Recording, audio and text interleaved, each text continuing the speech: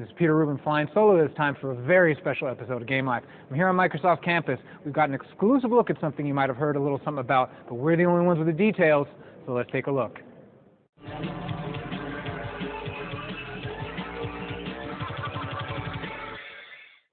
Why do I look like a Clayman right now?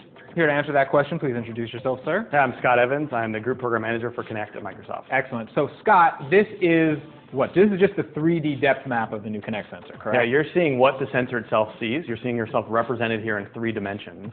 The 3D vision itself, which is what made Kinect famous, we've made high definition and high fidelity. If you step a little closer even, you can see the buttons in your shirt. See the buttons you can see. Then this is little minute changes in depth that we can see with the sensor. Now Kinect is more than just a 3D vision camera. It also has a 2D vision camera.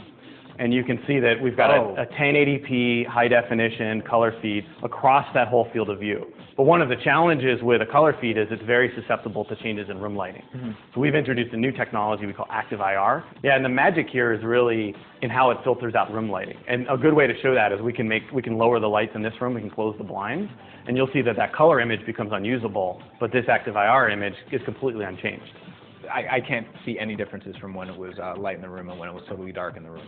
And another fun way to show this technology at work, we'll use this little flashlight here, and you can simulate a lamp, for example, on the side. And we'll go back to color, and you can imagine if a lamp was sitting next to you on the end table, completely washing out only half of your face. And if we go back to active IR, we can see that that light is completely removed from the scene. Let's bring the lights back up.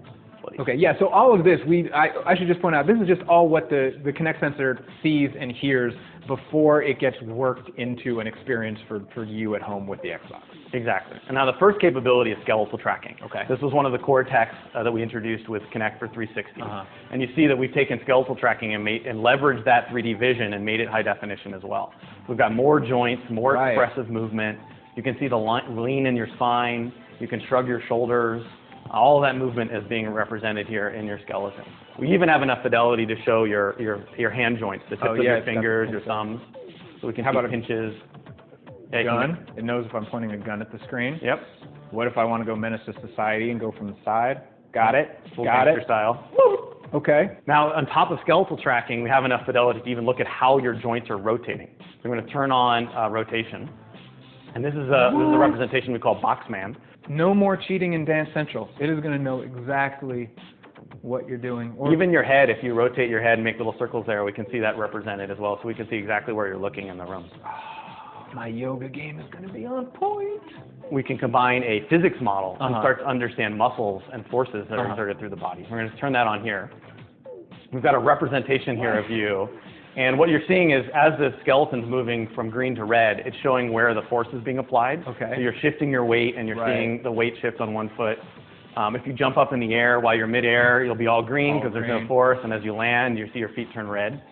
And we can even see force applied through movement. So if you throw some punches here at the sensor, we see these white circles. If you put your back into it, however, we can see a much bigger circle.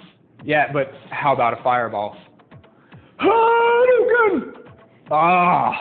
It's on now. Street Fighter, we're coming. On top of muscle and force, from a fitness perspective, we can also start to estimate your heart rate. So we're going to bring that up. We use the sensor feed. Okay. We can look for patches of your skin and look at micro fluctuations in the blood underneath your skin and estimate your heart rate from that. And then finally, we start to look at the people in the room and estimate moods and how they're feeling and how they're engaging with the system through what we call our expressions platform. We'll bring that up. And here you can see that we've zoomed in your face, and we can show if you're neutral or smiling. We can see if you're looking at the system versus looking away. Maybe you're reading a newspaper, playing with your smartphone. Now, did you actually use me as a reference for this expression guy? Because that's uncanny. It is a very close resemblance. That's our generic representation of what's going on. So I'm going to jump in the scene with you. I'm going to grab a controller. Okay. Now we've got 2 people. So now you're controller 1. I'm controller 1. You're controller 2. We can change controllers. But then and you can see that it knows now that we've swapped controllers. And it signed you in. It signed me in automatically because I've used this Xbox before. You didn't have to do the whole thing where you wave and then it sees you and you have to sign in and do the thing. It just recognized me and signed me in. We can even switch positions here. And you can see that not only did the controllers follow us, but we swapped spaces on the screen. So you can imagine a multiplayer game now. It doesn't matter where I'm sitting in the couch. I can jump in without any user interface, without any sign-in. and the screen can split relative to where I'm sitting in the room. We've got orientation, we've got muscle and force, we've got heart rate, we've got expression and engagement, we've got the dark. But what if we tie this all together and do 5 people in the dark? We can do 6, but we'll do 5 here to fit them in. All right, we'll slow it down for you then. I'll bring up skeletal tracking again. Let's bring some friends in. Yeah, let's cut the lights. All right, totally dark. Totally dark. All right, guys, come on in. I'll switch over to active IR so we can see in the dark here. Get bring in more people in here. See now, look at that. Let's jump. 1, 2, 3. All right, Simon says touch your head. Crane technique. Oh, you have to do the Harlem Shake. No, I'm just playing. All right, you got it. Wired.